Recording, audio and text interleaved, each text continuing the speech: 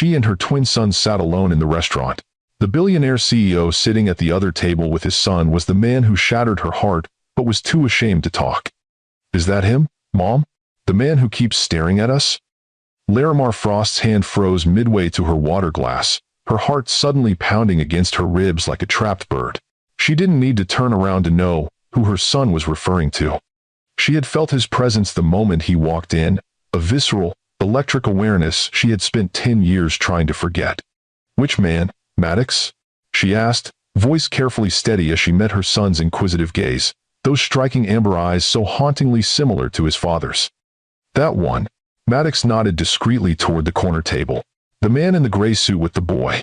He keeps looking over here like he knows you." "One. And he looks kind of like us," Finian added, his more observant twin studying the stranger with open curiosity, especially around the eyes.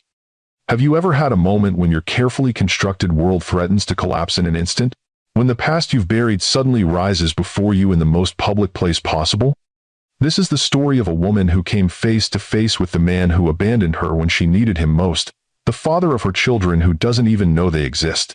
If you've ever been betrayed by someone you loved with your whole heart, or wondered what would happen if that person suddenly reappeared in your life, this story will resonate in your soul. Give this video a like if you believe that some wounds never truly heal until we confront them directly. I'm Mr. Wentworth, and today I'm sharing the extraordinary story of Larimar Frost and Thayer Blackwell, former lovers reunited by chance after a decade of silence. With 3 children caught in the middle of their unresolved past, Larimar took a deliberately slow sip of water, buying precious seconds to compose herself as memories threatened to overwhelm her. The upscale Manhattan restaurant had seemed like a safe choice for celebrating the twins' 10th birthday, far from their Brooklyn neighborhood, an elegant treat they had been looking forward to for weeks. She had never imagined she would encounter Thayer Blackwell here, of all places. "He's probably just looking because you two are being so grown-up and well-behaved." She deflected, forcing warmth into her voice. Not many 10-year-olds know how to properly use 4 different forks. Finian preened at the compliment, but Maddox's eyes, too perceptive, too much like his father's, remained skeptical. He looked shocked, though, like he's seen a ghost. "One. If only you knew," Larimar thought, risking a quick glance toward the corner table. Thayer sat rigidly in his chair, his handsome face pale beneath his tan. The years had been good to him, his once lanky frame filled out with the confident bulk of success, silver threading elegantly through his dark hair at the temples. Beside him sat a boy around the twins' age, clearly his son, with the same strong jawline but softer features that must have come from his mother. Nephili, the socialite he had married 2 years after walking out of Larimar's life. The woman who had given him the one child he had chosen to acknowledge. "He's probably just one of Mom's authors," Finian suggested, returning to his chocolate souffle. "She knows lots of famous people." "Is he famous?" Maddox pressed, still watching Thayer. Larimar's laugh sounded brittle even to her own ears. "Once upon a time, he was a writer. Now he's a businessman. Please finish your dessert, boys. We have tickets to the planetarium at 3. Across the restaurant, Thayer Blackwell was experiencing his own private earthquake. 10 years of carefully constructed emotional walls were crumbling at the sight of Larimar Frost, still breathtakingly beautiful with her cascade of copper hair and eyes the clear blue-green of Caribbean waters. But it was the 2 boys with her that had stolen the air from his lungs. Twins, 10 years old, if his rapid mental calculation was correct, with his coloring, his eyes, the same cleft in their chins that had marked Blackwell men for generations. His sons, the sons he had never known existed. "Dad, are you okay?" Everest's voice broke through his spiral of shock. "You're staring at those people." Thayer forced his attention back to his son, his acknowledged son, the child of his brief, doomed marriage to Nephili. "I'm fine. I just recognized someone." "The pretty lady, or the boys?" Everest asked, glancing over with interest. "The boys look about my age." "The lady. We knew each other. A long time ago." Thayer's throat constricted around the inadequate words. Knew each other. As if Larimar had been a casual acquaintance, rather than the woman he had once asked to be his wife. The woman he had loved more fiercely than he had ever loved anyone, until fear and family pressure had driven him to make the worst mistake of his life. "Should we go say hi?" Everest suggested with the straightforward logic of a 10-year-old. "You keep looking at them." "No," The word came out sharper than he intended, making Everest flinch. Thayer moderated his tone. No, it's been too long. It would be awkward. Awkward. Another grotesquely inadequate word. How did you approach the woman whose heart you had shattered? The woman who had apparently been pregnant with your children when you walked away, telling her you weren't ready for the burden of family? As the waiter approached their table with the check, Thayer made a split-second decision. He handed over his black card and murmured, "Please add the bill for the lady and her sons at table 14. But don't tell them until after they've finished. I don't want to disturb their meal." The waiter nodded discreetly. "Very good, Mr. Blackwell. Thank you for watching." Thayer watched Larimar laugh at something one of the twins said, her head tilting back to expose the elegant line of her throat. The same throat he had once traced with reverent kisses, promising her forever. The familiar gesture sent him hurtling back through time, to the literary conference in Boston where they had first met 11 years ago. He had been nobody then, just another aspiring writer with a manuscript and desperate hopes. Larimar had already been making a name for herself as a sharp-eyed literary agent with an uncanny talent for spotting diamond in the rough authors. Their eyes had met across a crowded panel discussion, and Thayer had felt something shift in the universe. Later, he had worked up the courage to approach her at the reception, clutching a drink he was too nervous to sip. "Your question about authentic voice was brilliant," he had said, immediately wincing at his awkward opening. But Larimar had smiled, that radiant, life-changing smile. "You're the one writing about quantum entanglement and second chances, aren't you, Thayer Blackwell?" He had been stunned that she knew his name, too thunderstruck to do more than nod. "Your sample pages have been keeping me up at night." She had continued. "I've never read anything that balances scientific precision with such raw emotional truth. Please tell me the manuscript is finished and you don't have an agent yet." That night had changed everything. Within weeks, Larimar had signed him as a client. Within months, she had sold his novel in a bidding war that had stunned the publishing world. And somewhere between contract negotiations and late-night editorial discussions, they had fallen desperately, completely in love. "Dad?" Everest's voice pulled him back to the present. "You're doing it again." Staring. Thayer shook his head, forcing himself back to reality. "Sorry, buddy. Just lost in thought. Are you finished? We should get going." 1. As they stood to leave, Thayer found himself unable to walk directly to the exit, which would take him right past Larimar's table. Instead, he guided Everest toward the restrooms, taking the long way around. Cowardice, perhaps, but he couldn't face her without preparation. Not with the children present. Not with the weight of 10 years of silence between them. At her table, Larimar was similarly struggling to maintain her composure.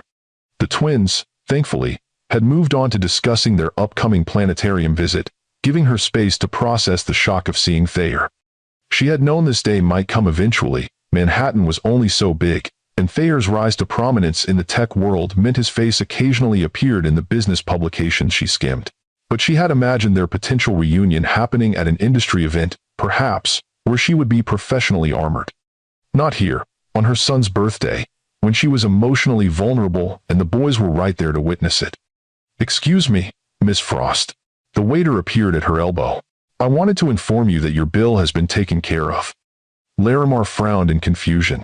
"There must be a mistake. We haven't asked for the check yet." "No mistake, ma'am. Mr. Blackwell asked to cover your table's expenses." The waiter nodded discreetly toward the now empty corner table. "He requested that I wait until after he left to inform you." A flush of anger heated Larimar's cheeks. How dare he? After 10 years of silence, his first communication was this grand gesture designed to, what? Impress her? Ease his conscience? Make her feel obligated? "Thank you for letting me know," she said tightly. "Please tell Mr. Blackwell we appreciate the gesture, should you see him again." The waiter nodded and withdrew, leaving Larimar to face her son's curious expressions. "Why did that man pay for our lunch?" Maddox asked, eyes narrowing suspiciously. "Is he one of your important authors?" Finian added. "The ones who send you flowers and try to get you to read their manuscripts faster?" Larimar almost laughed at the innocence of the assumption. If only it were that simple. "He's someone I used to know. A long time ago." Before us?" Maddox pressed. "Yes." Larimar took a deep breath. For 10 years, she had answered the twins' increasingly curious questions about their father with carefully constructed half-truths. He was someone she had loved once. He hadn't been ready for a family. He lived far away now. They had his eyes, his analytical mind, his dimples when they smiled. She had never told them his name, never shown them pictures. Never admitted that their father was Thayer Blackwell, the struggling writer-turned-tech mogul whose face occasionally appeared in the business sections of the papers. The man whose debut novel still sat, hidden and unread for a decade, on the highest shelf in her home office. Was he a boyfriend? Finian asked, his intuitive nature zeroing in on her discomfort. That's enough questions for now. Larimar deflected, signaling for the waiter. We should get going or we'll miss the planetarium show. This is your day, and I don't want to waste another minute of it. As they gathered their things, Larimar scanned the restaurant, half afraid, half hoping to catch another glimpse of Thayer. But he was gone, leaving behind only the echo of his presence and the unwelcome gift of a paid bill. Outside, the October air was crisp and bright, the perfect fall day for the twins' birthday celebrations. As they waited for the valet to bring their car, Larimar allowed herself a moment of bittersweet reflection. 10 years ago, her world had shattered when Thayer walked out. She had been 3 weeks pregnant, though she hadn't yet shared the news. His rejection had been absolute, his words devastating in their clarity. I'm not ready for marriage or family, Larimar. My career is just taking off, and I can't be tied down. You deserve someone who wants the same things you do. 2 weeks later, after countless unanswered calls and a final, desperate visit to his apartment where another woman had answered the door, Larimar had finally accepted the truth. Thayer had moved on, choosing his newfound success and freedom over their relationship. She had faced her pregnancy alone, never informing him, telling herself it was better this way. He had made his choice. She had made hers. And she had never regretted it. Not when she was struggling through morning sickness while maintaining her client list. Not during the difficult delivery when she had wished for someone's hand to hold. Not through the sleepless nights and challenging years of raising twin boys on her own, while building her literary agency into one of the most respected boutiques in New York. The twins were her world, her joy, her greatest accomplishment. She had given them a good life, a loving home, a strong community of friends who had become like family. They lacked for nothing that truly mattered. But seeing Thayer today, with his own son, a boy who looked so much like the twins that they could only be half-siblings, had reopened wounds she had thought long healed. It had also raised questions she had successfully avoided for a decade. Did the twins have a right to know their father? Did Thayer have a right to know his sons? What would happen if the truth finally emerged? The valet pulled up with their car, interrupting Larimar's troubling thoughts. As the boys climbed into the back seat, chattering excitedly about the planetarium, she took one last look at the restaurant entrance. For a moment, she thought she glimpsed Thayer watching from inside, but when she blinked, he was gone. Just a trick of the light. A ghost from her past that would hopefully fade back into memory. Little did she know that across town, Thayer Blackwell sat in the back of his chauffeured car, scrolling frantically through his phone for any information he could find on Larimar Frost and her sons. His sons? The children he had never known existed until today. If you've ever wondered what would happen if the person who broke your heart suddenly reappeared, hit that like button now. And if you believe children deserve to know their roots, even when those roots are complicated, subscribe to my channel for powerful stories that explore the messy reality of love, betrayal, and redemption. I'm Mr. Wentworth, and there's much more to this extraordinary reunion coming up. In the days following the restaurant encounter, Larimar threw herself into work with almost frantic intensity. Her literary agency, Frost and Associates, had grown from a one-woman operation into a boutique powerhouse, representing some of the most distinctive voices in contemporary fiction. With fall publishing season in full swing, she had legitimate reasons for the long hours. Manuscript reviews, contract negotiations, an auction brewing for her newest client's memoir. But she knew she was really hiding. From the memory of Thayer's face, from the questions the twins had mercifully stopped asking after the planetarium visit had distracted them. From her own tumultuous emotions that refused to settle back into their carefully constructed compartments. You've been staring at the same page for 10 minutes, observed Zara, her assistant and right hand for the past 8 years. Whatever's on that manuscript must be fascinating. 1. Larimar blinked, realizing Zara was right. The words on her tablet had blurred into meaningless shapes as her mind wandered back to the restaurant for the 100th time. Just tired, she deflected, setting the device down. The twins had nightmare-induced musical beds last night. Zara's expression softened.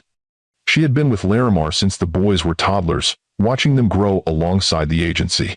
They're still shaken up from that horror movie at Declan's sleepover? Apparently zombie clowns make a lasting impression on 10-year-old boys. Larimar smiled wryly. Even tough guys like mine. Speaking of impressions, Zara said carefully, sliding a business magazine across the desk. This came in today's mail. I thought you should see it. Larimar's pulse quickened as she recognized Thayer's face on the cover. The headline read, Blackwell Technologies Quantum Leap, How One Man's Literary Past Shaped a Tech Empire. There's a pretty extensive profile, Zara continued, watching Larimar's reaction closely, including some personal history you might find relevant. Of course, Zara knew. She had been there during Larimar's most vulnerable moments, had seen the uncanny resemblance between the twins and the occasionally photographed tech mogul, had no doubt pieced together the timeline years ago. But she had never asked directly, respecting Larimar's privacy with characteristic discretion. Larimar's fingers trembled slightly as she picked up the magazine. Thank you. I'll read it later. There's one more thing. Zara hesitated. His office called while you were in your contract meeting. Twice. They said it's regarding a potential literary project, but you think it's personal, Larimar finished, her mouth suddenly dry. The second call came from him directly. He asked specifically for you, not just any agent at the firm. Larimar closed her eyes briefly, steadying herself. She had known this was coming from the moment she'd seen him at the restaurant. Thayer was nothing if not thorough. Once he'd recognized the twins, he would have investigated, confirmed his suspicions, and formulated a plan. That was who he was. The strategic thinker whose mind never stopped working, even when his heart had proved so fickle. If he calls again, put him through, she said finally. Might as well get it over with. Zara nodded, relief evident in her expression. For what it's worth, the boys deserve to know where they come from. Even if he island. She trailed off diplomatically. Even if he is the man who walked away without a backward glance? Larimar supplied. The man who chose his career over our relationship and has since built a billion-dollar empire, while I've been teaching the twins to tie their shoes and managing author egos. But the man whose features I see every time the boys smile, Zara corrected gently. The man whose analytical mind Maddox inherited, whose creative imagination flows through Finian's stories. Larimar's throat tightened. Zara was right, of course. For all her justifications about protecting the twins from rejection, she had also been protecting herself from the pain of watching Thayer walk away a second time, this time from their sons. I'll handle it, she promised. Whatever it turns out to be. The call came the next morning, just after she had sent the twins off to school with their longtime sitter, Orla. Larimar was reviewing submission letters when her direct line rang, Zara's apologetic voice coming through the speaker. Larimar, I have Thayer Blackwell on line 1. He says it's about a potential literary property, but he'd prefer to speak with you directly. Taking a deep breath, Larimar straightened her shoulders. Put him through. A click, then silence. For a moment, Larimar wondered if the connection had failed. Then his voice came through, deeper than she remembered, with a careful control that hadn't been there in his younger years. Larimar, thank you for taking my call. Thayer. She kept her tone professionally neutral. Zara mentioned something about a literary property? A soft exhale, almost a laugh. Always direct. That hasn't changed. 10 years is a long time. Many things have changed. Yes. The single syllable carried the weight of 1,000 unspoken words, including the fact that I apparently have twin sons I knew nothing about. And there it was. No pretense, no circling the subject. Straight to the heart of the matter in typical Thayer fashion. You made your position on family quite clear when you ended our engagement. Larimar replied, proud of how steady her voice remained despite her racing heart. I was simply respecting your wishes. By never telling me you were pregnant? By raising my children for 10 years without a single word? The accusation sparked a flare of anger that burned through Larimar's careful composure. You mean the pregnancy I discovered 3 weeks after you told me you weren't ready for marriage or family? After you stopped answering my calls? After I came to your apartment and found another woman there? That pregnancy? Silence stretched between them, laden with a decade of pain and misunderstanding. We need to talk, Thayer finally said, his voice quieter. Not over the phone. In person. I have nothing to say to you. Then just listen, please Larimar, for the boys' sake, if not for ours. The mention of the twins cracked her resolve. Whatever her feelings toward Thayer, this wasn't just about them anymore. It hadn't been for 10 years. Fine. My office, tomorrow at 11. It's the only opening in my schedule this week. Thank you. The relief in his voice was palpable. And Larimar? What are their names? Our sons. Something twisted in her chest at the possessive pronoun, at the hunger in his voice to know this most basic information about the children he had never met. Maddox and Finian, she said after a moment. Maddox is older by 12 minutes. More analytical. Like you. Finian is the dreamer. The storyteller. Maddox and Finian, he repeated, as if committing the names to memory. Thank you. I'll see you tomorrow. After hanging up, Larimar sat motionless, trying to process what had just happened. After 10 years of raising the twins alone, of answering their questions about their absent father with carefully crafted half-truths, of building a life that didn't include Thayer Blackwell in any form, everything was about to change. For better or worse, the past she had tried so hard to leave behind had caught up with her, and tomorrow, she would have to face it, and him, head-on.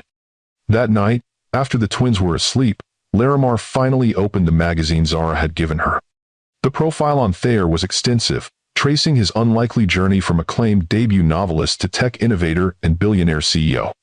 Most of it she already knew, either from her own experience or from the occasional news she couldn't avoid. How his first and only novel, Quantum Entanglement, had been both a critical darling and surprise commercial hit. How he had used his advance to invest in a friend's struggling tech startup, which had then developed a revolutionary quantum encryption algorithm based partly on concepts from Thayer's novel. How that initial investment had grown into Blackwell Technologies, now a global leader in quantum computing and security systems. What she hadn't known, what made her hands tremble as she read, was the personal history the article revealed. His brief, turbulent marriage to socialite Nephili Vaughn, which had produced his son Everest before ending in a highly publicized divorce when the boy was just 3. The tragic death of his manipulative mother, Sinov, 2 years earlier. His reputation as a dedicated single father who scheduled board meetings around his son's school events. The article painted him as a complex figure, brilliant but private, driven but ethical, demanding but deeply loyal to his inner circle. It mentioned his famous reclusiveness, his refusal to discuss his literary past, his rare public appearances outside of business contexts. There was no mention of Larimar, of their engagement, of the time before his success when he had been a struggling writer with nothing but talent and ambition. That chapter of his life had been neatly excised from the official narrative, as if it had never existed. As she closed the magazine, Larimar wondered what version of Thayer she would encounter tomorrow. The sensitive writer she had fallen in love with? The ruthless businessman who had discarded her when she no longer fit his plans? Or some new iteration, shaped by fatherhood and the passage of time? Whatever the answer, she needed to be prepared, not just for herself, but for Maddox and Finian, whose world might soon be turned upside down by the father they had never known. Morning came too quickly, bringing with it a knot of anxiety in Larimar's stomach that no amount of herbal tea could dissolve. She dressed with careful deliberation, a sage green wrap dress that brought out the color of her eyes, simple gold jewelry, hair pulled back in a sleek ponytail, professional but not severe, attractive, but not as if she had made a special effort. Armor, of a sort, against whatever the meeting might bring. The conference room is ready, Zara informed her at precisely 10:45. Water, coffee, those little almond cookies he used to like. At Larimar's raised eyebrow, she shrugged unapologetically. What? I remember things. I remember things. You're incorrigible, Larimar said, but she was grateful for the momentary lightness. Hold all my calls unless it's the twin school. Of course. Zara hesitated. Do you want me to tell you when he arrives, or just send him in? Larimar considered. Part of her wanted the warning, the chance to compose herself. Another part preferred to just rip off the bandage, to face him without the additional torture of anticipation. Just send him in, she decided. Let's not drag this out. At exactly 11 o'clock, punctual as ever, Thayer Blackwell walked into Larimar's office. He wore a charcoal suit that screamed bespoke tailoring, no tie, his dark hair styled in the artfully tousled way that probably required an expensive stylist despite appearing effortless. Success looked good on him, Larimar admitted grudgingly. The years had added character to his handsome features, confidence to his posture, an air of authority that hadn't been there in his 20s. For a moment, they simply looked at each other. the weight of their shared past and separate decades hanging in the air between them. "Thank you for seeing me," he said finally, his voice carefully controlled. "You didn't leave me much choice." Larimar gestured to the chair across from her desk. "Please, sit." Thayer did so, his movements fluid but with an underlying tension she recognized from their publishing days. He was nervous, though he hid it well. "You have a beautiful office," he observed, glancing around at the book-lined walls, the large windows overlooking Madison Avenue, the tasteful modern furniture. "The agency has clearly thrived under your leadership." "Let's skip the small talk, Thayer." Larimar folded her hands on her desk. "You didn't come here to discuss my decorating choices or business success." A flicker of something, admiration, amusement, crossed his face, still cutting straight to the heart of things. "All right then." He leaned forward, amber eyes intent on hers. "I have sons. Twin sons I knew nothing about until I saw them with you at Oriole 3 days ago." "Yes. They're 10 years old, which means you were pregnant when we—" He couldn't seem to find the right word. "When you ended our engagement," Larimar supplied coolly. "Yes, I was about 3 weeks along. I hadn't taken a test yet, but I suspected." "No. And you didn't tell me." It wasn't quite a question, but the hurt and confusion in his voice were unmistakable. "I tried. I called you repeatedly after you walked out. I came to your apartment and found Nephele there, wearing your shirt." The memory still had the power to sting, even after all these years. "You made your choice very clear, Thayer.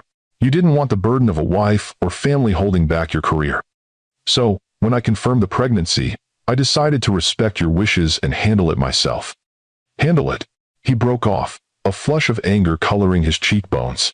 "These are our children, Larimar, not a publishing contract. You didn't think I deserved to know?" "Deserved?" Larimar's carefully maintained composure cracked. "What about what I deserved, Thayer? A partner who wouldn't abandon me the moment success came calling? A man who would stand by his promises? The twins deserved a father who wanted them, who would put them first.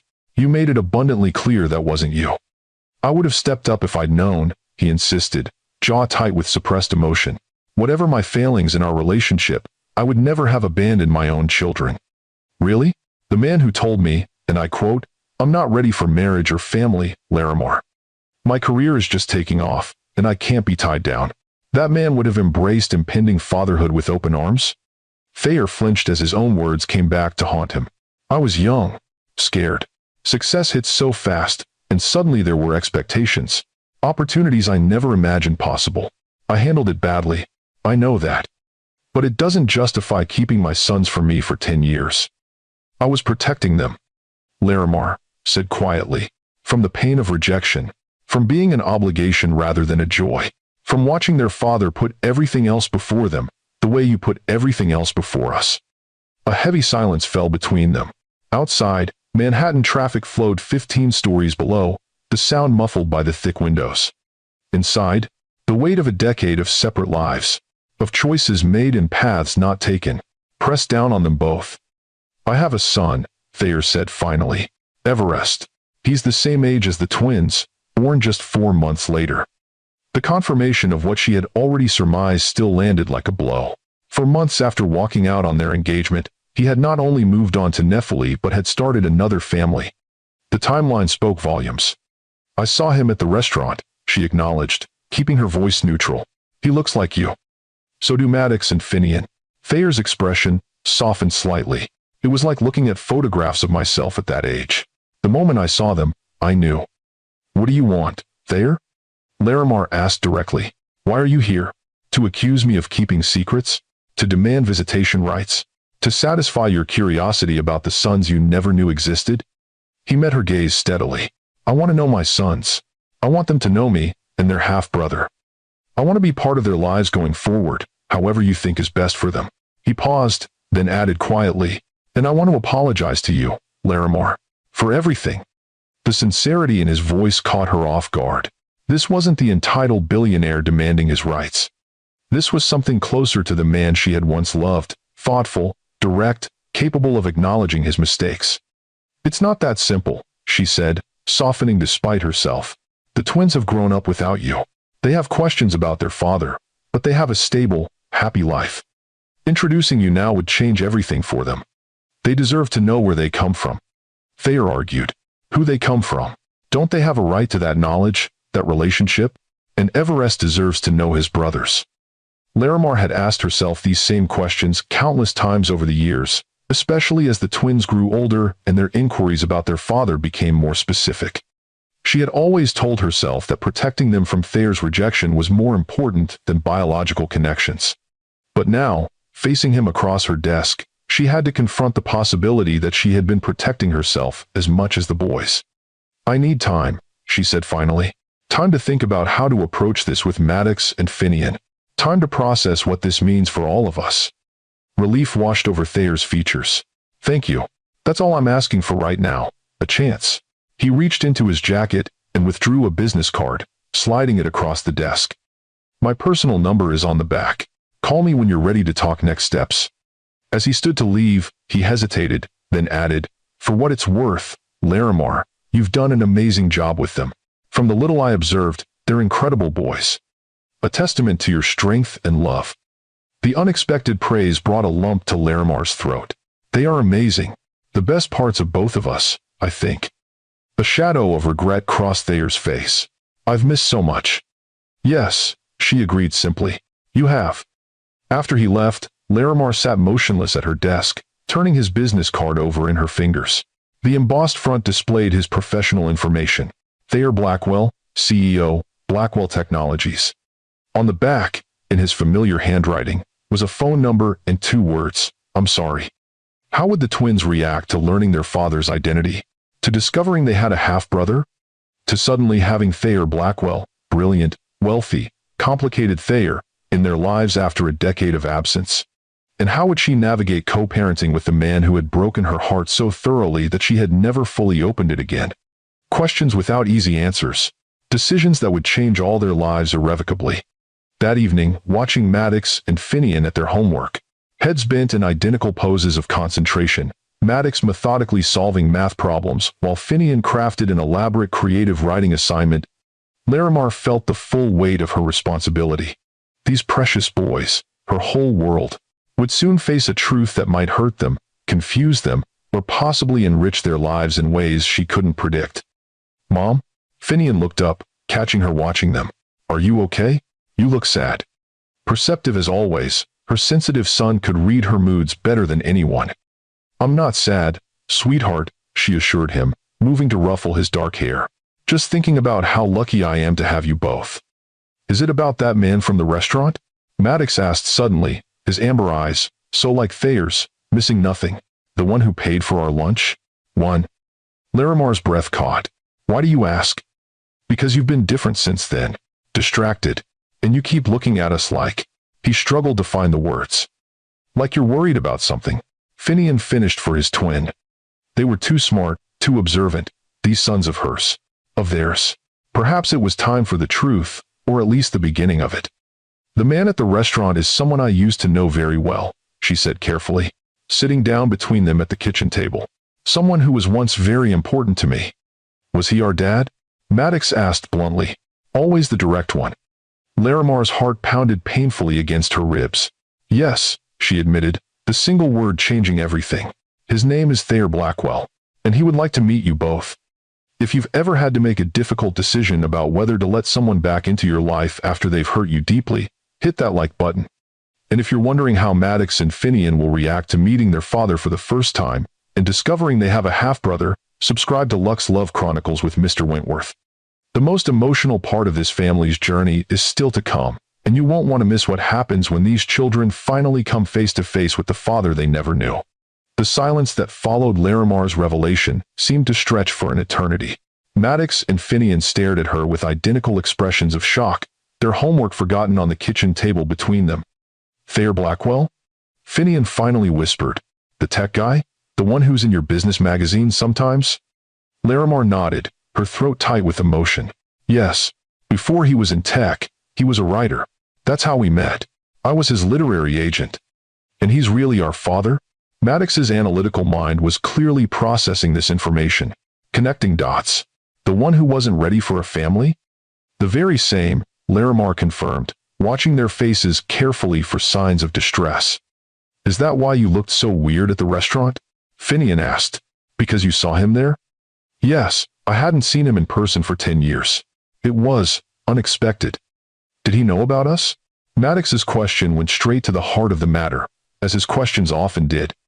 Larimar took a deep breath. This was the moment for complete honesty, however difficult. No, I found out I was pregnant after we had already broken up. I tried to contact him initially, but he had made it clear he didn't want a family at that time. So I decided to raise you on my own. So he didn't abandon us on purpose? Finian's voice held a note of cautious hope that squeezed Larimar's heart. He just didn't know? It's complicated, sweetheart. He did walk away from our relationship, but he didn't know about you specifically. And now he wants to meet us? Maddox's expression was guarded, suspicious in a way that reminded Larimar painfully of Thayer when he was assessing a situation. Why? After all this time? He saw you at the restaurant and recognized himself in you both. He came to see me today, and he would like to get to know you. Larimar reached out to take each of their hands. But this is entirely your decision. If you're not ready or don't want to meet him, you don't have to.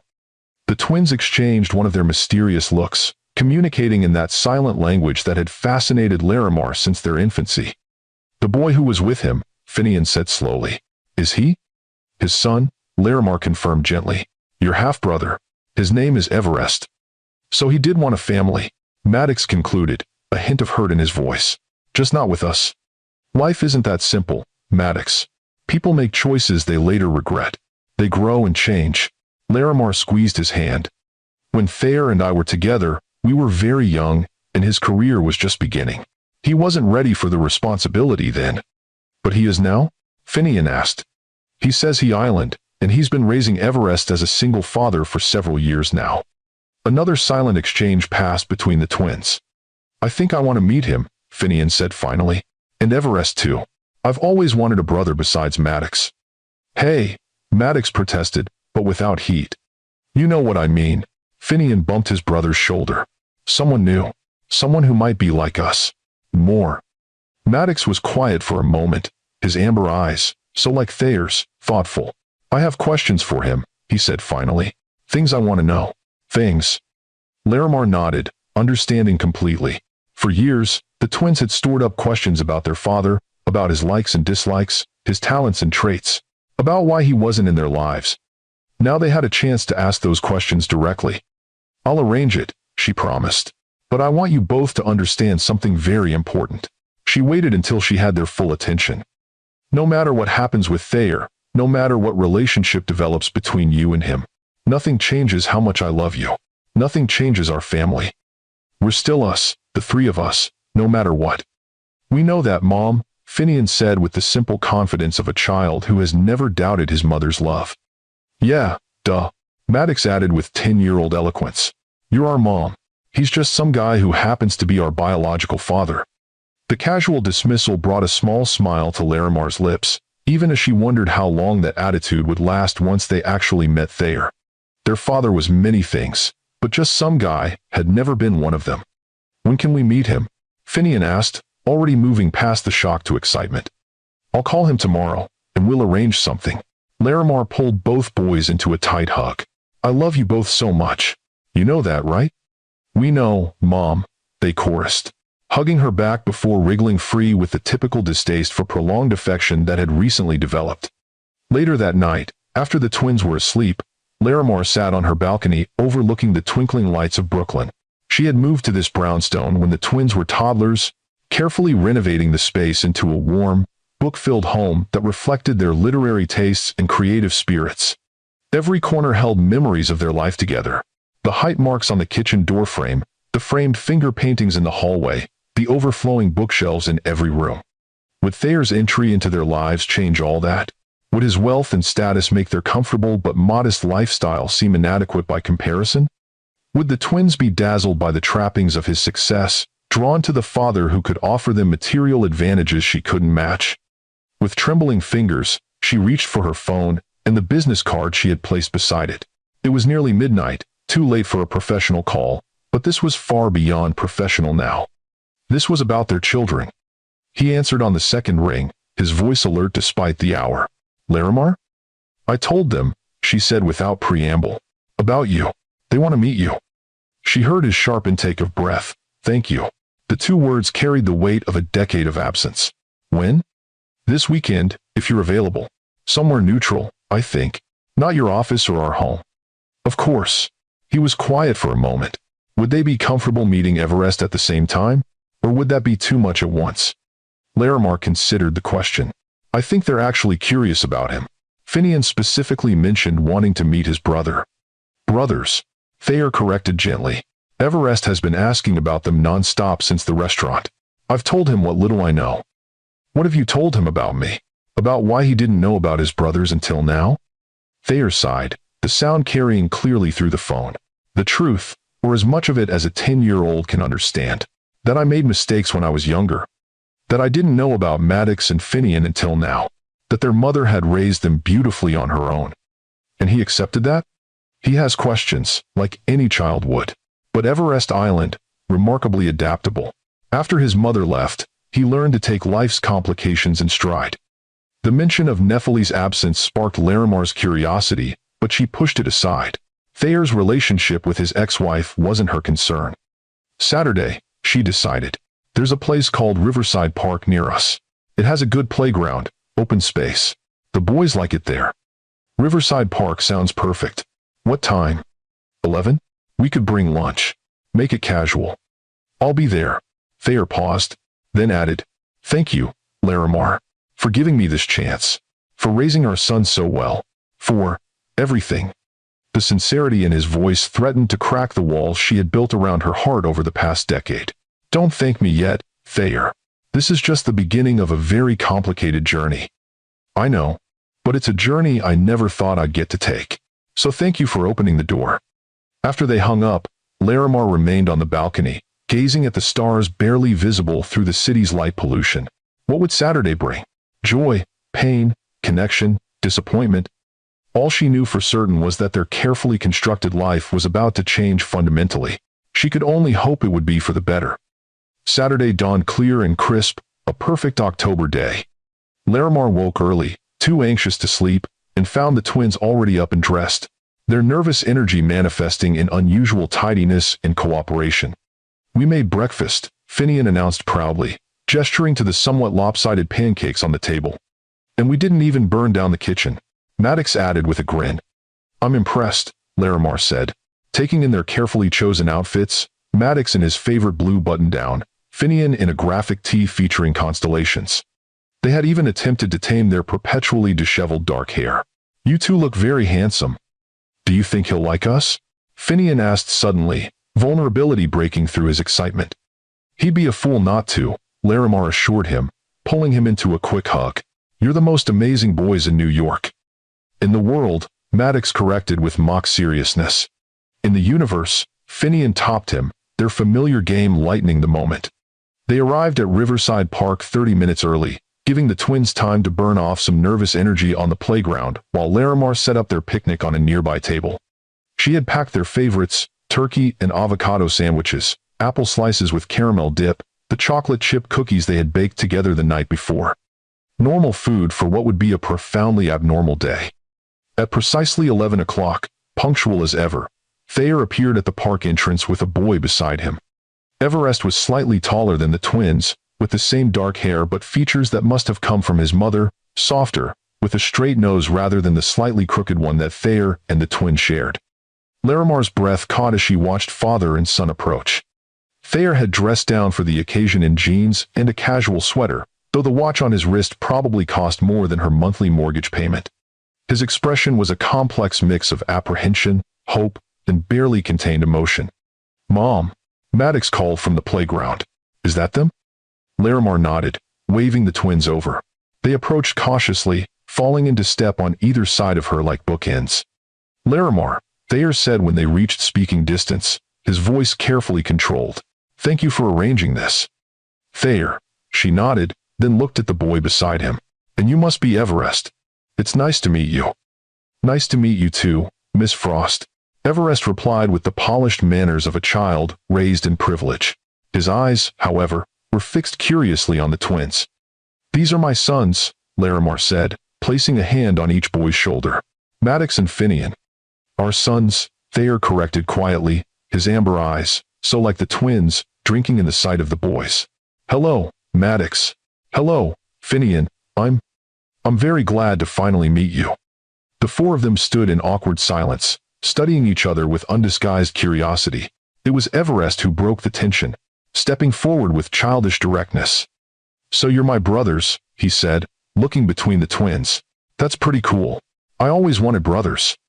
"Half-brothers," Maddox corrected, ever precise. "Still brothers," Finian countered with a small smile. "Do you like space? I'm wearing my constellation shirt." "Space is awesome," Everest agreed enthusiastically. "Dad took me to the planetarium last month for my birthday. They have this amazing show about black holes." "We love the planetarium." Finian's face lit up. "We just went for our birthday too." "When's your birthday?" Everest asked. "October 12th, Maddox replied. "Mine's February 8th, Everest said. "So you're older than me." By 4 months." Maddox nodded, having clearly done the math already. The ice broken, the three boys fell into conversation with the easy camaraderie of children, leaving Larimar and Thayer standing awkwardly to the side. "They look so much like you," Thayer said quietly, his eyes never leaving the twins. "It's uncanny." "They have your analytical mind too," Larimar replied. "Especially Maddox. Finian has more of my creative tendencies, but he has your love of astronomy." "And my crooked nose," Thayer added with a small smile, touching the slight bump on his own nose. "The result of a childhood baseball incident. Poor kids." "I've always liked your nose," Larimar said without thinking, then flushed slightly at the admission. Thayer's expression softened. "Should we join them? I've packed some drinks and snacks, though I see you've brought lunch." "Yes, let's." She led the way to the picnic table, calling to the boys. "Who's hungry? We've got sandwiches and cookies." The boys needed no further encouragement, racing to the table with the perpetual hunger of growing children. What followed was a surprisingly pleasant lunch, the initial awkwardness gradually giving way to genuine conversation. The three boys discovered shared interests in space, video games, and a popular graphic novel series. Everest was curious about what it was like to have a twin, while Maddox and Finian peppered him with questions about his life. "So you live in a penthouse?" Finian asked, eyes wide. "Like, at the very top of a building?" "Yeah, it's pretty high up," Everest confirmed. "You can see Central Park from my bedroom." "That's cool," Maddox admitted grudgingly. "We can see a brick wall from our room." "But we have a backyard," Finian added loyally, "with a treehouse Mom helped us build." "A treehouse?" Everest looked impressed. "That's awesome. I just have a balcony." While the boys chatted, Larimar observed Thayer watching them with naked longing in his expression. He seemed almost afraid to speak directly to the twins, as if they might vanish if he approached them too quickly. "They don't bite," she said quietly, nudging him. "They're curious about you." "I don't know where to start," he admitted. "There's so much I want to know, so much I've missed." "Start with something simple. What they like, what they're interested in. The deep stuff can come later." Taking her advice, Thayer turned to the twins. "So, I hear you two are into space? That was my favorite subject when I was your age too." "Really?" Finian perked up. "Mom said you wrote a book about quantum physics or something." "Quantum entanglement," Thayer corrected with a smile. "It was science fiction, but based on real quantum theories. I used to drive your mom crazy with all my research questions. He'd call me at midnight with some new revelation about particle physics." Larimar recalled, the memory unexpectedly fond. "I knew nothing about quantum mechanics, but I had to learn quickly." "Mom reads all our science homework to help us," Maddox said. "Even the hard stuff." "That sounds like her," Thayer agreed. "She always was the most thorough agent in publishing. No detail too small. No detail. No detail. 5. "Is that how you met?" Finian asked curiously. "Through her work?" Thayer glanced at Larimar, silently asking permission to share their history. At her nod, he continued, "Yes, I was a very nervous writer with my first book, and your mom was already making a name for herself as a literary agent. I practically begged her to read my manuscript. And it was brilliant," Larimar added, giving credit where it was due. "One of the most original stories I'd ever read." "You still have a copy?" Maddox asked, surprising both adults. "Of his book?" Larimar hesitated. "Yes, on my office shelf. But you never showed it to us." "It was complicated, Maddox. That book represented a time in my life that was both wonderful and painful. Could we read it? Finian asked. Perhaps someday, Thayer intervened smoothly. It's pretty advanced reading, even for smart guys like you. But I'd be happy to tell you about the story sometime. The conversation continued to flow surprisingly easily after that. Thayer gradually relaxed, his natural charm and intelligence engaging the twins as he answered their increasingly direct questions. Why didn't you want a family when Mom told you about us? Maddox finally asked, the question Larimar had been dreading all day. Thayer's face grew serious. That's a fair question, Maddox. The truth is, I was young and scared. My career was just taking off, things were moving very fast, and I convinced myself I wasn't ready for the responsibility of a family. But you had Everest just a few months later. Finian pointed out with the merciless logic of a child. I did. Thayer nodded, not shying away from the difficult truth. And that was a complicated situation. But the most important thing you both need to know is that my failure to be there for you was never about you. It was about my own fears and shortcomings. If I had known about you, if I had made different choices back then, I would have been honored to be your father from day one. The sincerity in his voice seemed to satisfy the twins, at least for the moment. Larimar felt a confusing mix of emotions, gratitude that he hadn't tried to sugarcoat the truth, resentment that he could simply apologize for an absence that had shaped her entire past decade, hope that perhaps this relationship could work for the boys' sake. As the afternoon progressed, the three boys gravitated back to the playground, leaving Larimar and Thayer alone at the picnic table. They're extraordinary, Thayer said, watching the twins challenge Everest to a climbing competition. Smart, thoughtful, confident. You've done an amazing job, Larimar. They make it easy, she replied, the familiar maternal pride swelling in her chest. They came into this world with strong personalities already intact. Like their mother. His smile was warm, genuine. And their father, I suppose. Though you've clearly been the better influence. Don't sell yourself short. Your intelligence, your creativity, those are wonderful qualities they've inherited. She hesitated, then added, Maddox has your focus, that ability to block out everything but the problem at hand. And Finian has your imagination, the way you can see connections others miss. Thank you for seeing those things, Thayer said quietly, for not erasing me completely from their lives, even when you had every reason to. I never lied to them about you, Larimar said. I just edited the story to protect them, and perhaps myself as well. I understand. Thayer's gaze returned to the playground, where Everest was now showing the twins a complicated handshake he had learned at his private school. Everest has taken to them immediately. He's been lonely, I think. Being an only child of divorced parents isn't easy. No, I imagine not. Larimar hesitated, then asked the question that had been nagging at her. Nephili isn't involved in his life? A shadow crossed Thayer's face. Nephili found motherhood inconvenient. When Everest was 3, she decided her modeling career in Europe was more important than raising her son. The divorce was actually her idea. She wanted freedom from family obligations. His laugh was without humor. Ironic, isn't it? I left you because I wasn't ready for a family, then ended up raising a child alone anyway. Life has a way of coming full circle. Larimar agreed. But you stepped up for Everest. That says something about the man you've become. I'm trying to be better than I was, Thayer said simply. Every day. Their conversation was interrupted by the boys racing back to the table, flushed and excited from their play. Dad, can Maddox and Finian come see our play sometime? Everest asked, the term dad causing the twins to glance at each other uneasily. I told them about my telescope and my gaming setup. That would be up to their mother, Thayer replied diplomatically, looking to Larimar. Perhaps someday soon, she agreed cautiously. For now, let's take things one step at a time. But we'll see them again, right? Everest pressed, already forming attachments to his newfound brothers. I'd like that very much, Thayer said, looking directly at the twins. If you'd like to, of course. Maddox and Finian exchanged one of their silent twin communications, then nodded in unison. Yeah, that would be cool, Maddox said with studied casualness. Really cool, Finian agreed more enthusiastically. As the afternoon came to a close, Larimar watched Thayer say goodbye to the twins, his movements awkward but heartfelt. He didn't try to hug them, respecting their boundaries, but the longing to do so was evident in every line of his body. Thank you for meeting me today, he told them solemnly. It means more to me than I can express. I hope this is just the beginning of getting to know each other. We have school science projects due next week, Finian informed him. But maybe the weekend after? I'll make myself available whenever you're ready. Thayer promised, the billionaire CEO clearing his schedule for 2 10-year-old boys he had just met. Just let your mother know what works for you, Faye.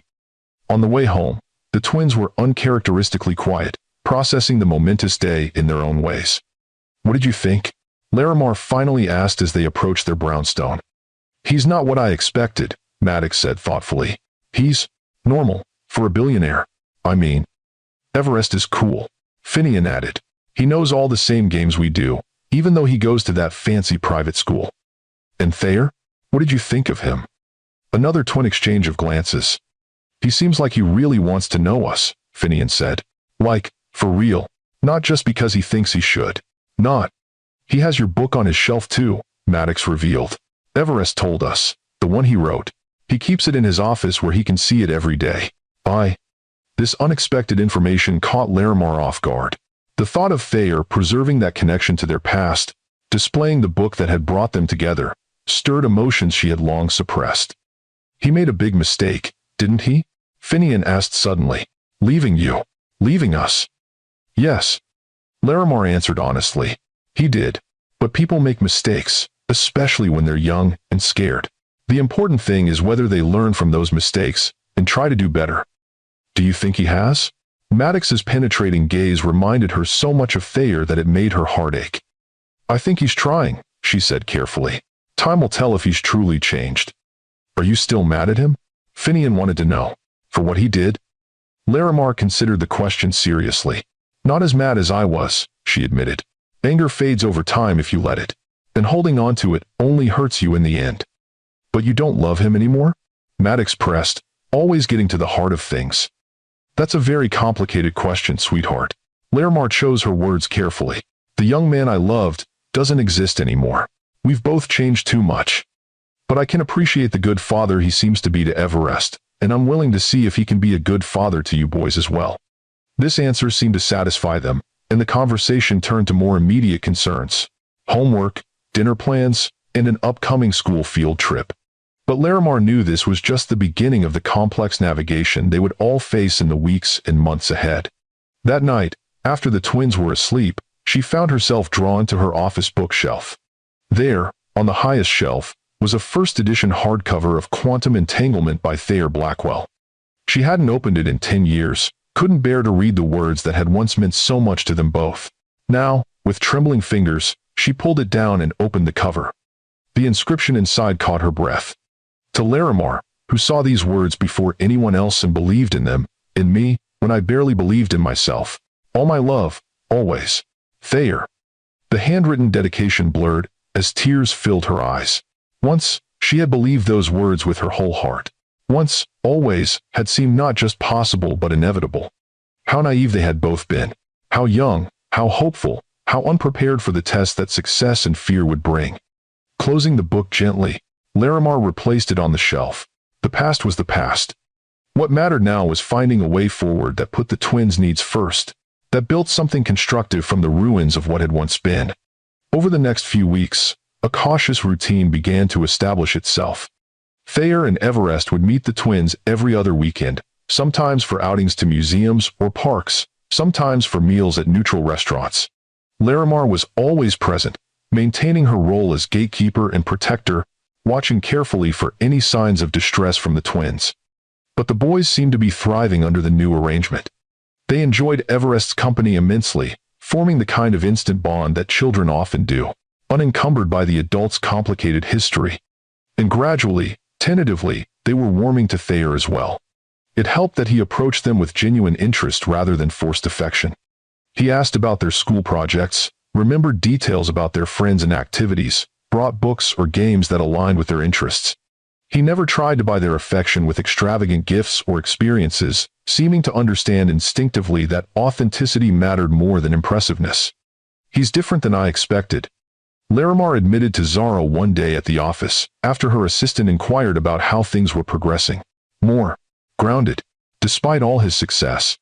People can change in a decade, Zara pointed out reasonably, especially when that decade includes becoming a parent. True. Larimar sighed, setting aside a manuscript she'd been trying to focus on. And he's good with the boys. Patient, attentive. They're starting to look forward to seeing him. And how does that make you feel? Zara's perceptive gaze missed nothing. Conflicted, Larimar admitted. Happy for them, that they're getting to know their father. Wary that he might disappoint them somehow. And sometimes, she hesitated. Sometimes angry that he gets to walk into their lives now, after I did all the hard years alone. That's perfectly reasonable, Zara assured her. You're only human, Larimar. No one expects you to have only noble, selfless feelings about this situation. Before Larimar could respond, her office phone rang, the private line that only a few people had the number for. Larimar Frost, she answered. Larimar, it's Thayer. His voice sounded strained, unusual for a man who typically maintained perfect control. I'm sorry to call you at work, but something's happened. Something important. Are you all right? Is Everest? We're fine, he assured her quickly. It's about us. About what happened 10 years ago. I've discovered something you need to know. What are you talking about? Not over the phone, he said. Can you meet me? Today if possible. It's important, Larimar. More important than I can explain right now. The urgency in his voice convinced her. All right, I can leave in an hour. Where? My office? It's private, and I need to show you some things. Fine. Text me the address. An hour later, Larimar found herself in the gleaming headquarters of Blackwell Technologies, being escorted by an efficient assistant to the top floor. The building screamed success, all glass and steel and cutting-edge design, with Thayer's acclaimed aesthetic sensibility evident in every detail. His office was both exactly what she expected and surprisingly personal. One wall was entirely glass, offering a panoramic view of Manhattan. Another was lined with awards and recognitions. But the third held bookshelves filled not just with business and technology texts, but with literature, including, she noticed immediately, a prominent place for his own novel. Thayer rose from behind his desk when she entered, his expression a complex mix of emotions she couldn't quite read. Thank you for coming, he said, dismissing his assistant with a nod. Please, sit down. What's this about, Thayer? Larimar remained standing, unwilling to cede the psychological advantage of height. You said you discovered something about what happened between us. Why? Yes. He ran a hand through his hair, a nervous gesture she remembered from their past. After my mother died 2 years ago, I had her affairs put in storage. I wasn't ready to go through her personal effects then. Last week, I finally started sorting through her papers and found this. He handed Larimar a folder containing what appeared to be printed emails. Her breath caught as she recognized her own name in the correspondence. What is this? She asked, though she was already beginning to understand. Emails between my mother and Nephili, from 10 years ago. Thayer's voice was tight with controlled anger. Read them. Larimar sat down then, her legs suddenly unsteady as she began to read. The emails detailed a calculated campaign orchestrated by Sinov Blackwell, Thayer's controlling mother, to separate him from Larimar. Sinov had believed Larimar was holding Thayer back from his true potential, making him waste his talent on literary pursuits, when he could be leveraging his sudden success for greater wealth and status. She introduced him to me specifically, read one email from Nephili. Said he needed someone who understood ambition, who could help him make the right connections. The literary agent is becoming a problem. Sinov had written in another. She's talking about marriage, family. She'll trap him if we don't intervene. In 2. Most damning of all was an email detailing how Sinov had intercepted messages from Larimar after their breakup. I've blocked her emails and calls to his main accounts. She wrote to Nephili. He doesn't need her emotional manipulations when he's finally making the right choices. Keep him distracted. The separation needs to be clean and permanent. Larimar looked up from the emails, her hands shaking slightly. She blocked my attempts to contact you. She deliberately kept the pregnancy from you. Yes. Thayer's face was drawn, the pain of betrayal evident in his eyes. I never knew you tried to reach me after that night. I thought you had moved on immediately. When I saw Nephili at my apartment. She was there because your mother arranged it. Larimar realized, the pieces falling into place. The whole thing was orchestrated. Not the breakup itself, Thayer clarified, his expression haunted. That mistake was mine alone. I was scared, overwhelmed by sudden success, questioning everything. When my mother suggested I needed space to focus on my career, I listened. I let my fears and her influence override what I really wanted. Which was? You. The single word hung in the air between them. Us. The future we had started planning together. Larimar felt dizzy with the implications of this revelation. For 10 years, she had believed Thayer had simply abandoned her, choosing success and another woman over their relationship. Now she was faced with a more complex truth. That while he had indeed ended their engagement, the absolute silence afterward, his apparent rejection of her attempts to inform him about the pregnancy, had been engineered by his manipulative mother. She wanted a grandchild of the right pedigree. Thayer continued, the disgust evident in his voice. When Nephili got pregnant so quickly after our relationship began, my mother was thrilled. The Vaughn family had the right social connections, the right background, everything she thought you lacked. And you went along with it all, Larimar said, unable to keep the accusation from her voice. I did, he admitted, not defending himself. I was weak, confused, easily influenced by her. By the time I realized what a terrible mistake I'd made, Nephili was pregnant, and I thought you had moved on without a backward glance. So you married her. I did what I thought was right at the time. What my mother convinced me was right. Thayer's laugh was hollow. The irony is, Nephili never wanted to be a mother. She resented the pregnancy, the expectations, all of it. She left when Everest was 3, and I can't even blame her. Our marriage was built on manipulation and mutual unhappiness from the start.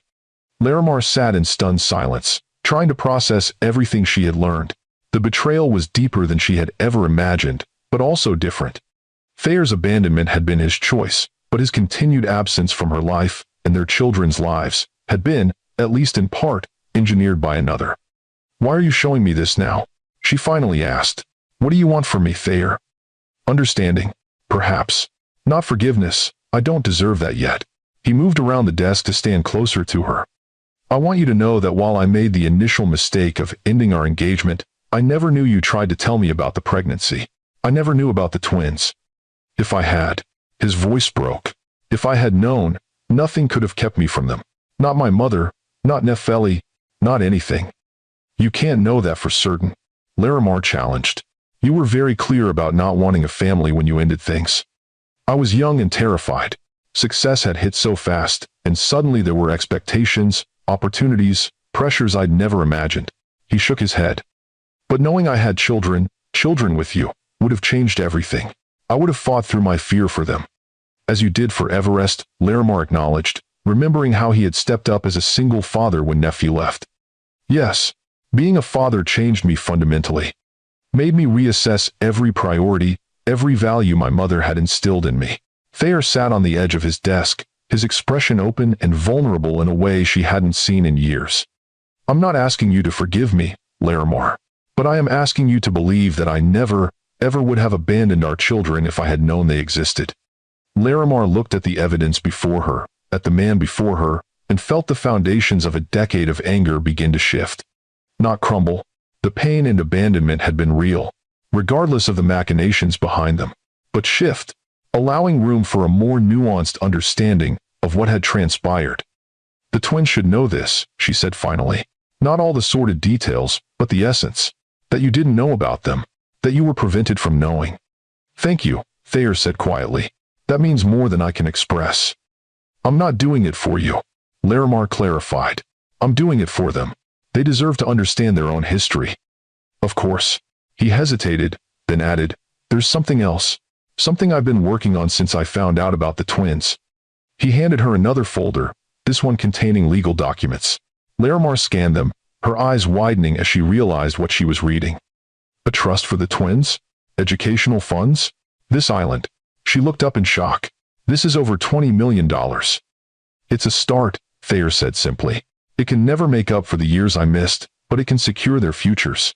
College, graduate school if they want it, seed money for whatever ventures they might dream up.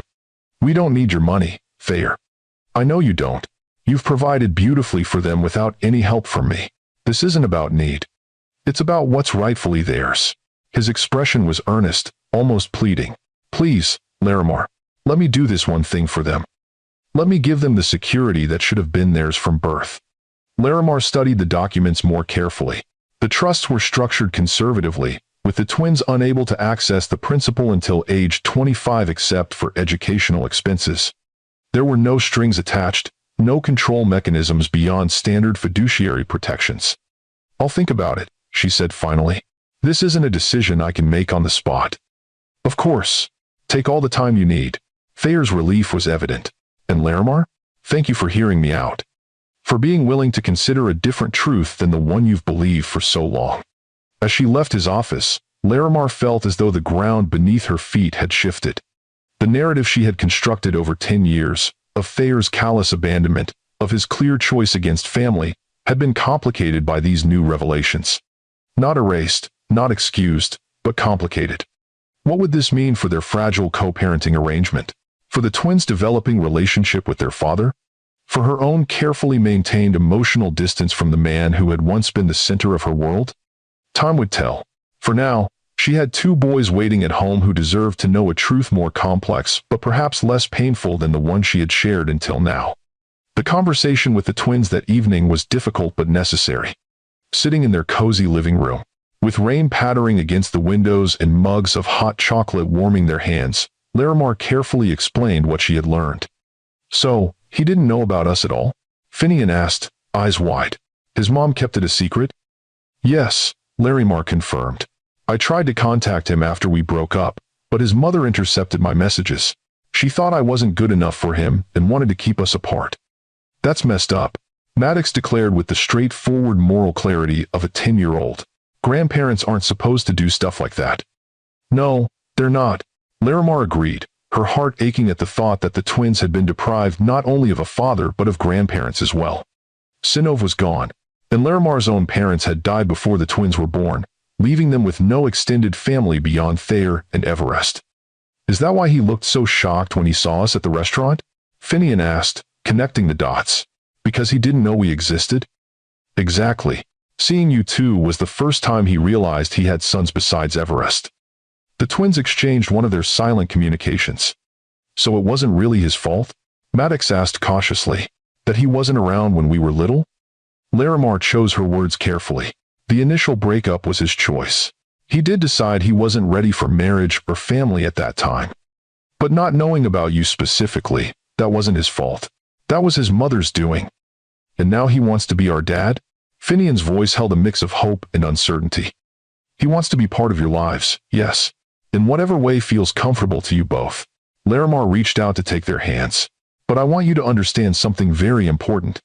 Nothing has to change right away. We can take this slowly, figure it out together as we go." "But we'll keep seeing him in Everest, right?" Maddox asked, surprising Larimar with his apparent eagerness. "If that's what you want, absolutely." "Everest said his dad has a lake house with a boat," Finian mentioned casually. "He said maybe we could all go there sometime." "One step at a time," Larimar cautioned with a small smile. "Let's start with day trips before we jump to vacations." As the twins headed to bed later, processing this new information in their own ways, Larimar found herself drawn once again to the family photos that lined their hallway. 10 years of memories. The twins as newborns, as toddlers taking their first steps, as gap-toothed first graders, as the growing boys they were now. A decade of life that Thayer had missed, that could never be recaptured. But perhaps there could be new memories, new photographs. Perhaps the future could hold something different for all of them. With that thought in mind, she reached for her phone and composed a text to Thayer. "The twins know the truth now. About your mother's interference. They seem to want to continue building a relationship with you and Everest. We're taking it slowly, but the door is open." His response came almost immediately. "Thank you, Larimar. I promise I won't let them down again. Or you." The next month brought a gradual strengthening of the tenuous bonds forming between the twins and their father. Outings became more frequent, the boys' initial caution giving way to growing comfort in Thayer's presence. They began to call him directly on the phone. Larimar had given them for emergencies, sharing school achievements, or simply chatting about their day. Everest became a regular visitor to their Brooklyn home, the 3 boys forming a tight-knit trio despite the differences in their upbringings. To Larimar's relief, Thayer never attempted to dazzle the twins with extravagant experiences or gifts, seeming to understand that authenticity mattered more than impressiveness. "He's really trying," Zara observed one evening when she stopped by for dinner and witnessed Thayer dropping Everest off after the 3 boys had spent the afternoon at a science museum. Not like a billionaire throwing money at a problem, but like a dad who wants to be present. I know, Larimar acknowledged, watching through the window as Thayer said goodbye to the twins with the careful affection of someone still learning the boundaries. It's not what I expected. And how are you handling it? Sharing them after all this time? Better than I thought I would, Larimar admitted. It helps that he's so respectful of our routines, our home. He never criticizes or tries to override my parenting decisions. And the trust funds? Have you decided about those? Larimar nodded slowly. I'm going to accept them. Not because we need the money, but because it is their birthright in a way. And it does give me peace of mind about their futures. What she didn't say, couldn't quite articulate even to herself, was how her own feelings toward Thayer were evolving. The anger that had sustained her for a decade was gradually being replaced by something more complex, not forgiveness exactly, but understanding. A recognition that they had both been young, both made mistakes, both been manipulated by forces beyond their control. And sometimes, in unguarded moments, she found herself remembering not the pain of their parting but the joy that had preceded it. The brilliant, passionate young writer who had captured her heart. The man who had once looked at her as though she were the center of his universe. Those memories were dangerous, a complication she didn't need in an already complex situation. Better to focus on the practical aspects of their renewed connection, the co-parenting, the schedules, the careful boundaries that kept them in their separate orbits with the twins as the only point of intersection. Until the evening, 6 weeks after their initial park meeting, when those carefully constructed boundaries were tested. The twins had been invited to a classmate's sleepover birthday party, leaving Larimar with a rare evening to herself. She had planned a quiet night of catching up on manuscript reading, perhaps with a glass of wine and the luxury of complete silence. Instead, her doorbell rang just after 7, revealing Thayer on her doorstep, looking uncharacteristically uncertain. Thayer? Is everything all right? The boys aren't here, they're at a sleepover. I know, he said, shifting slightly. Maddox texted me earlier. I actually came to see you. Me? Larimar's surprise was evident. Why? Because we've spent 6 weeks talking about schedules and activities, and the twins' needs, but never about us. About what happened. About where we go from here. There is no us, Thayer. There's just 2 people co-parenting children they happen to share. May I come in, please? It's starting to rain. Indeed, a light drizzle had begun to fall, dampening his shoulders and hair. Reluctantly, Larimar stepped back, allowing him into the entryway of her home. 5 minutes, she said, leading him to the living room. Then I really do have work to do. Thank you. Thayer glanced around the warm, book-filled space with appreciation. Your home is beautiful. It feels lived in, happy. At Island, Larimar remained standing, arms crossed protectively. What did you want to discuss? Thayer took a deep breath. I want to apologize properly, not just for the specific wrongs of the past, but for the pain I caused you, for the years you spent raising our sons alone, for everything. You've already apologized, Thayer, multiple times. Not like this. Not without the twins present. Not without the immediate shock of discovery, coloring everything. He met her gaze directly. I need you to know how deeply I regret what happened. Not just because it cost me years with the twins, but because it hurt you. Because I failed the woman I loved more than anyone in the world. The past tense should have been reassuring. Instead, it sent an unexpected pang through Larimar's chest. It was a long time ago, she said, her voice carefully neutral. We were different people then. Were we? Or were we just younger versions of who we are now? Thayer took a step closer. Because I look at you, Larimar, and I still see the brilliant, passionate woman who believed in my writing before anyone else did. Who challenged me to be better, to dig deeper, to find the truth in my words. Don't, she warned, feeling dangerous emotions stirring beneath her practiced composure. Don't romanticize the past, Thayer. It doesn't help anyone. I'm not romanticizing. I'm acknowledging. Another step closer. I'm acknowledging that what we had was real and precious.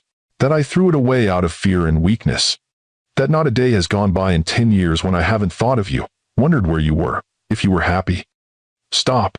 Larimar raised a hand between them. This isn't why you're in my life again. You are here for the twins, not for whatever this island. I'm here for all of it. Thayer said quietly. For the chance to know my sons, yes. But also for the chance to make amends to you. To see if there's anything left to salvage from the wreckage I created. There isn't. The words came automatically, a defense mechanism honed over years of protecting her heart. Too much has happened. Too much time has passed. Too much. Has it? Or are we just afraid to find out? Thayer's gaze was steady, penetrating. Because I see the way you still tense when our hands accidentally touch passing a plate at lunch. I notice how you still finish my sentences sometimes, still anticipate my thoughts before I express them. Some connections don't disappear, Larimar, no matter how much time passes. And some wounds don't heal, she countered, her voice tight with suppressed emotion. Some betrayals cut too deep. I know, he nodded, accepting this truth. I'm not asking for forgiveness or a second chance. Not yet. I'm just asking you to consider the possibility that there might be more here than just co-parents navigating a complicated situation. I can't. Larimar shook her head, the words barely audible. I can't go back there, Thayer. I rebuilt my life without you. I created something solid, something safe for the twins and for myself. I can't risk that for feelings that might not even be real anymore. I understand. Thayer stepped back, respecting her boundaries both physical and emotional. But know this, Larimar. What I felt for you was the truest thing in my life. My biggest regret isn't the success I might have missed or the years I lost with the twins, though those are profound. My biggest regret is losing you. Hurting you. Failing the one person who saw me clearly and loved me anyway. Before she could respond, he moved toward the door. I should go. Thank you for hearing me out. And Larimar, take all the time you need. I'm not going anywhere this time. After he left, Larimar stood motionless in her living room, her carefully constructed defenses crumbling like sand castles against the tide. For 10 years, she had channeled her pain into productivity, her heartbreak into determination. She had built a successful career, raised remarkable children, created a life filled with meaning and purpose. But she had never allowed herself to fully examine the wound left by Thayer's abandonment, had never acknowledged how completely she had loved him, how devastating his rejection had been, had never truly grieved what might have been. Now, with his words echoing in her mind, with the new understanding of how they had both been manipulated, she found herself facing questions she had buried for a decade.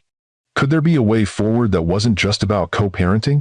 Could the connection they had once shared, a connection powerful enough to produce two extraordinary children, still exist in some form? And if it did, was she brave enough to explore it? These were questions without easy answers. Questions that would take time, careful consideration, and perhaps most challenging of all, a willingness to risk her heart again.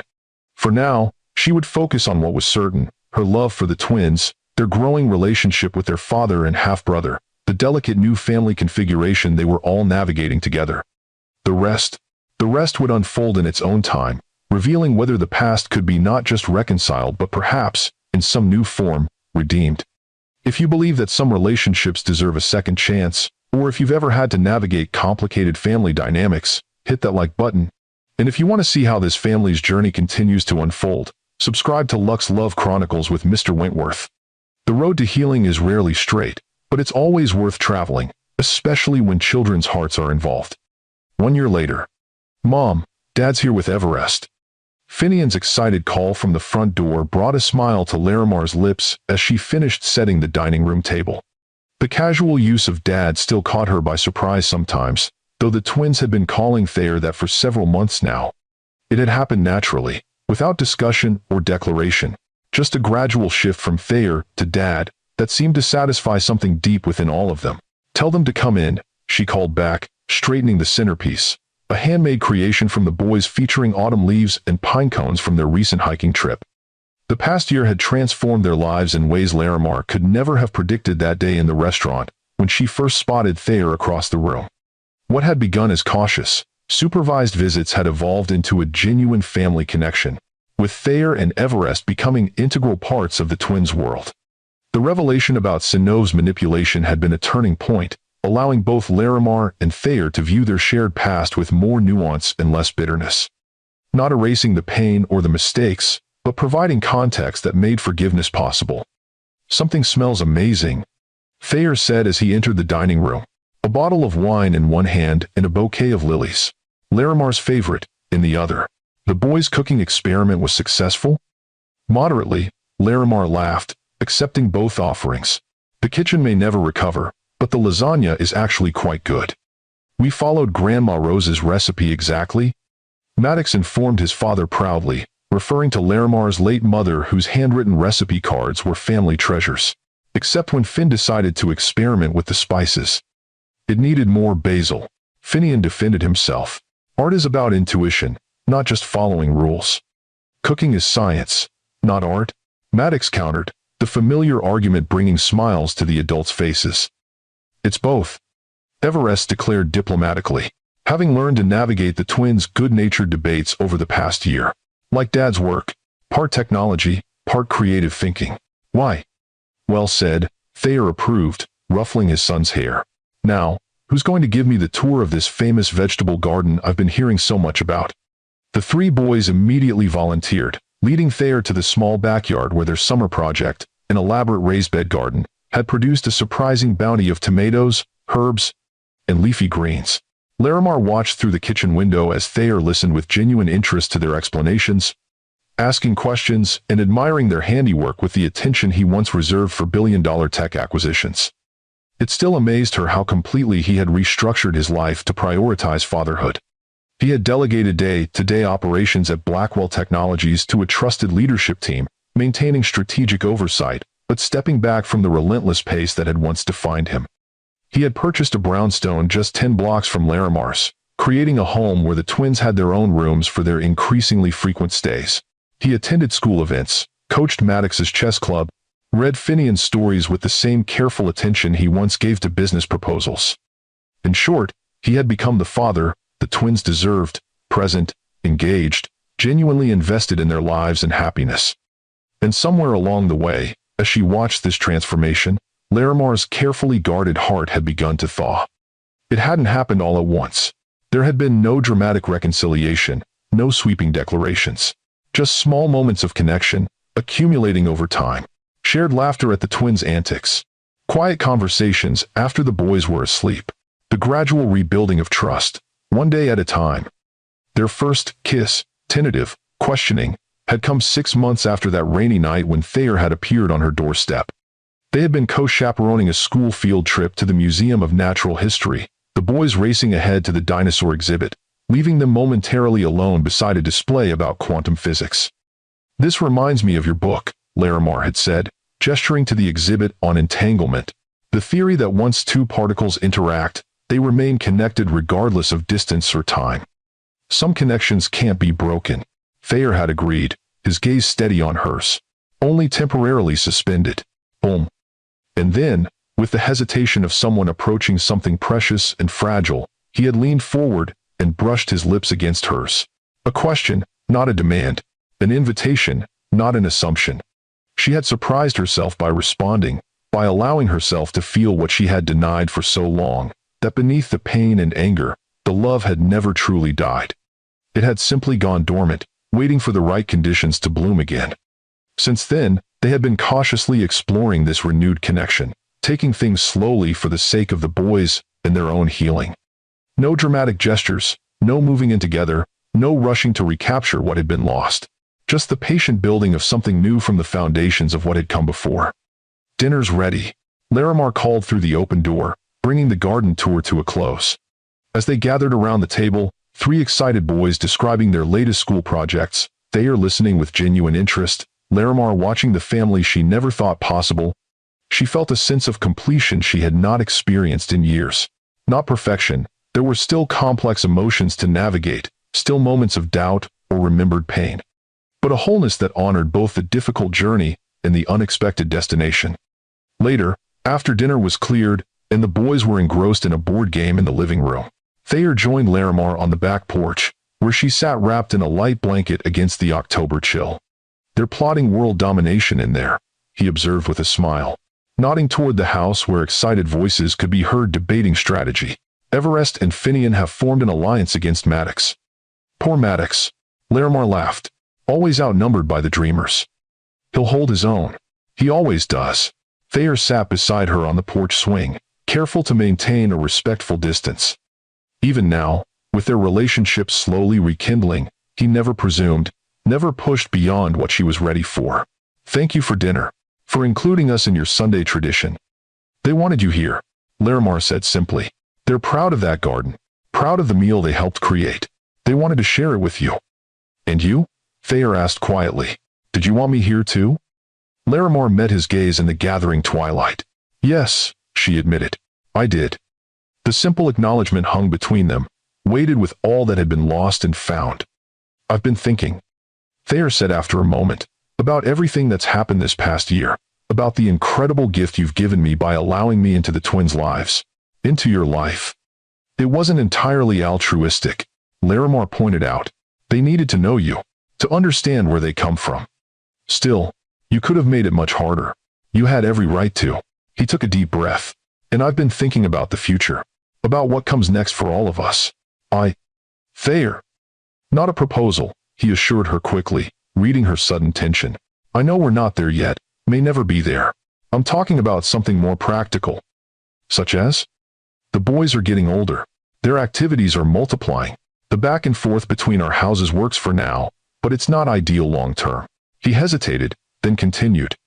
I found a property. A double brownstone that could be renovated into 2 separate but connected homes. Shared common spaces for the boys, private spaces for us.